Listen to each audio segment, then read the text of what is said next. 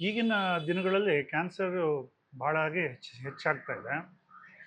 2 ರೀತಿಯಲ್ಲಿ ನಾವು ಇದನ್ನ ನೋಡ್ಬೋದು. ಒಂದು ಕ್ಯಾನ್ಸರ್ ಇರುತ್ತೆ ಒಳಗಡೆ, ಅವ್ರಿಗೇನು ತೊಂದರೆ ಆಗ್ತಾ ಇರಲ್ಲ. ಅದರಿಂದಾಗಿ ಅದು ಒಳಗಡೆನೇ ಬೆಳ್ಕೊಂಡು ಅವ್ರಿಗೆ ತೊಂದರೆ ತುಂಬ ಜಾಸ್ತಿ ಆದಾಗ ತೊಂದರೆ ಶುರು ಆಗುತ್ತೆ. ಅದನ್ನ ಒಂದು ಒಂದು ಗ್ರೂಪ್ ಆಫ್ ಇದು. ಇನ್ನೊಂದು ಒಂದೊಂದು ಕ್ಯಾನ್ಸರ್ ಮೇಲೆ, ಈಗ ಶ್ವಾಸಕೋಶದಲ್ಲಿ ಕ್ಯಾನ್ಸರ್ ಬಂದರೆ ಅದರಲ್ಲಿ ಅವ್ರಿಗೆ ಬ್ರೆತ್ಲೆಸ್ನೆಸ್ಸು ಅಂದರೆ ಉಸಿರಾಡೋಕ್ಕೆ ತೊಂದರೆ, ಕೆಮ್ಮು, ಮತ್ತು ಆ ಕಫದಲ್ಲಿ ರಕ್ತ ಬರೋದು, ಈ ಥರದ್ದು ಬರ್ಬೋದು. ಇದು ಹೊಟ್ಟೆ ಕ್ಯಾನ್ಸರ್ ಬಂದರೆ ಹೊಟ್ಟೆನಲ್ಲಿ ಉರಿ ಬರೋದು, ವಾಂತಿ ಆಗೋದು, ಊಟ ಸೇರದೆ ಇರೋದು, ಈ ಥರ ಆಗ್ಬೋದು. ಸೊ ಯಾವ ಆರ್ಗನ್ನಲ್ಲಿ ನಮಗೆ ಕ್ಯಾನ್ಸರ್ ಇದೆಯೋ ಆ ಆರ್ಗನ್ ಮೇಲೆ ಏನೇನು ಬರುತ್ತೆ ಅನ್ನೋದು ಡಿಪೆಂಡ್ಸ್.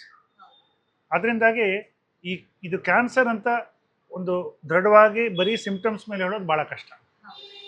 ಮತ್ತು ಕ್ಯಾನ್ಸರು ನಾವು ಆ ಥರ ಕಂಡುಹಿಡಿದಾಗ ಆಗಲೇ ತುಂಬ ತಡ ಆಯಿತು ಕ್ಯಾನ್ಸರ್ ಕಂಡುಹಿಡಿಯೋದು ಅಂತ ಅರ್ಥ, ಇದೆಲ್ಲ ಬಂದಾಗ ಸಿಂಪ್ಟಮ್ಸ್. ಸೊ ಇದರಿಂದಾಗಿ ಚೆಕಪ್ ಮಾಡಿಸ್ಕೊಳ್ಳೋದು, ಏನು ಇಲ್ಲದೆ ಇದ್ದಾಗಲೂ ಹೋಗಿ ಡಾಕ್ಟರ್ ಹತ್ರ ಚೆಕಪ್ ಮಾಡಿಸ್ಕೊಳ್ಳೋದು